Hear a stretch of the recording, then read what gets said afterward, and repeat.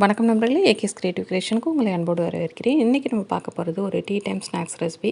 Tea time snacks ரெசிபின்னு சொல்கிறத விட டீ கடையில் நம்ம வாங்கி சாப்பிடக்கூடிய ஒரு ஸ்நாக்ஸ் ரெசிபின்னு சொல்லலாம். வாங்க இப்போ எப்படி பண்ணுறதுன்னு சொல்லி பார்த்துடலாம். அதுக்கு ஒரு பவுலில் வெங்காயம் பார்த்திங்கன்னா ஒரு மீடியம் சைஸான வெங்காயம் நல்லா நீல வாக்கில் கட் பண்ணி எடுத்து வச்சுருக்கேன். ரொம்ப நைஸாக இல்லாமல் ஓரளவுக்கு திக்காக கட் பண்ணிங்க.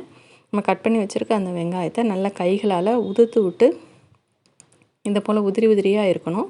அந்த ஸ்டேஜில் நம்ம இப்போ இது பவுலில் ஆட் பண்ணிக்குவோம்.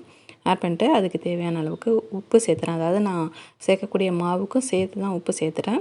இது அந்த வெங்காயத்தில் நல்லா பெசரி விட்டு இதை ஒரு 5 நிமிஷம் அப்படியே மூடி வச்சுருங்க. அப்போ இந்த வெங்காயத்தில் நல்லா தண்ணி விட்டுருக்கோம். இப்போ ஒரு 5 நிமிஷம் ஆயிடுச்சு. இப்போ பாருங்கள், முன்னே விட வெங்காயம் பார்த்திங்கன்னா நல்லா ஒரு சதன்னு இருக்கிற மாதிரி நமக்கு தெரியும். அதாவது தண்ணி விட்டுருக்கு. இந்த ஸ்டேஜில் நம்ம போண்டா செய்கிறதுக்கு காரத்துக்கு ஏற்ற போல் மிளகாத்தூள், நான் காஷ்மீரி மிளகாத்தூள் ஒரு 3 ஸ்பூன் அளவுக்கு சேர்த்துருக்கேன். அதோட பொடிப்பொடியாக நறுக்கி வச்ச இஞ்சி, பச்சை மிளகாய் சேர்த்துட்டு கொத்தமல்லியை சேர்த்துட்டு தட்டி வச்சுருந்த பூண்டு பற்களையும் சேர்த்துட்டு பெருஞ்சீரகத்தூளையும் கொஞ்சம் சேர்த்துக்கிறேன். இதோட ஒரு 1/2 கப் அளவுக்கு அரிசி மாவு சேர்த்துட்டு 2 கப் அளவுக்கு கடலை மாவு சேர்த்துக்கிறேன். இப்போ இதோட பெருங்காயத்தூள் கொஞ்சம் சேர்த்துட்டு இதை நல்லா கைகளால் கலந்து விட்டுடுங்க. தண்ணி எதுவும் சேர்த்துற வேணாம். ஏன்னா நம்ம ஆல்ரெடி நம்ம அந்த வெங்காயம் தண்ணி விட்டுருக்கு இல்லைங்களா, அந்த தண்ணியிலே நம்ம மாவை நல்லா கலந்து விடணும். கலந்து விட்டுட்டு தேவைப்பட்டால் கொஞ்சமாக நம்ம சேர்த்துக்கலாம். இல்லைனா தண்ணி தேவைப்படலைனாக்கா விட்டுடலாம். அதை பற்றி ஒன்றும் கிடையாது. இப்போ 2 ஸ்பூன் அளவுக்கு எண்ணெய், நல்லா சூடாக இருக்கக்கூடிய எண்ணெய் இந்த மாவு மேலே சேர்த்துருங்க. சேர்த்துட்டு இப்போ 1 ஸ்பூன் அளவுக்கு, அதாவது நமக்கு அதை நீங்கள் கலந்து விட்டுட்டு பார்த்துங்க. எனக்கு கொஞ்சம் ட்ரையாக இருந்த மாதிரி தான் இருந்தது. அதனால் ஒரு ஸ்பூன் அளவுக்கு தண்ணி சேர்த்துட்டு நான் இப்போ மிக்ஸ் பண்ண போகிறேன்.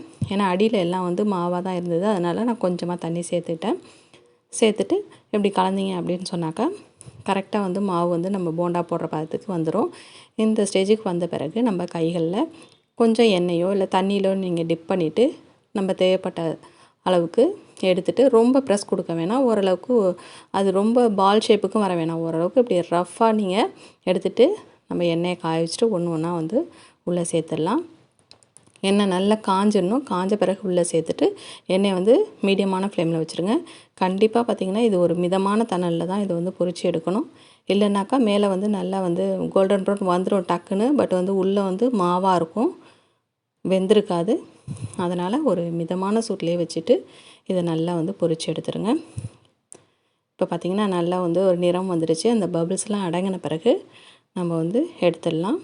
இப்போ பார்த்திங்கன்னா சூப்பரான டீ கடை ஸ்நாக்ஸ் நமக்கு இப்போ ரெடி ஆகிடுச்சு. இதை நீங்கள் சட்னியோடையே சர்வ் பண்ணலாம். இல்லை நீங்கள் சட்னி இல்லாமல் வெறுமனே சாப்பிட்றதுனாலும் அவங்கவுங்க விருப்பம்தான்.